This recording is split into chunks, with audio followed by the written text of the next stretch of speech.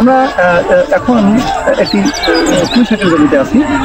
এই পুঁই শাকে আমরা রাস্তা দিয়ে যাওয়ার সময় দেখতেছি যে গাছগুলো মনে হচ্ছে একটু বসে গেছে, গাছে মনে হয় পুষ্টির অভাব, গাছের ডালপালাগুলো ছোট হয়ে আসতেছে এবং অনেক শক্ত, মানে পুষ্টির অভাব এরকম মনে হচ্ছে।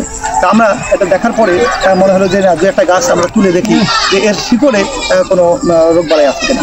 আমরা যদি একটু কাছ থেকে দেখি তাহলে দেখা যাবে যে এখানে কিন্তু গিট আছে, শিকড়ের যে গিট এগুলো কিন্তু আছে।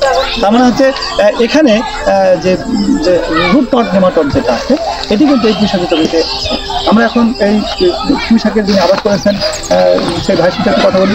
এটা কি প্রতি বছর কি এরকম? প্রতি বছরই আবাদ করি। প্রতি বছর? কয় বছর থেকে? 2 বছর থেকে। তাহলে প্রথম বছরটি কেমন হয়েছিল? ভালো হয়েছে, এবারও ভালো হয়েছে। এবারও ভালো হয়েছিল, কিন্তু পানি হওয়ার পরে এরকম, পানি হওয়ার পর এরকম মানে বসে গেছে মনে হচ্ছে, মানে পানি হওয়ার পর এই রোগটা কিন্তু শিকড়ে এই রোগটা কিন্তু ছড়াইছে। আচ্ছা, জমি তৈরির সময় কি কোনো দানাদার কীটনাশক দেওয়া হয়েছে? না, দানাদার অনেক মানে সার মানে তাবুক দিয়ে দিচ্ছি, সারটা দেওয়া হয়েছে, দানাদার কীটনাশকটা দেওয়া হয়। এটা আসলে একটা এক ধরনের কৃমি, এই যে দেখা যাচ্ছে না, এটা আসলে এক ধরনের কৃমি। এই কৃমির কারণে কিন্তু এটা কিন্তু আক্রমণ হয়। হ্যাঁ, কৃমি আক্রমণের কারণে এরকম হয়ে যাবে। যখন এরকম যখন হয়ে যাবে তখন উপরের দিকে কিন্তু আর খাবার পানিটা যেতে পারবে না। না যেতে পারলে কী হবে? গাছটা তখন দুর্বল হয়ে যাবে এবং একটা পর্যায়ে পুঁই শাকটা ভালো হবে। হ্যাঁ, আমরা যদি নিয়ন্ত্রণ করতে চাই তাহলে কিন্তু আমাদেরকে একই জমিতে বারবার এই যে কিন্তু পুঁই শাকটা করা যাবে না, বা আমরা ফসলটা পরিবর্তন করি। হ্যাঁ, তাহলে কিন্তু এই রোগটা কমে যায়, অনেকটা কমে যায়।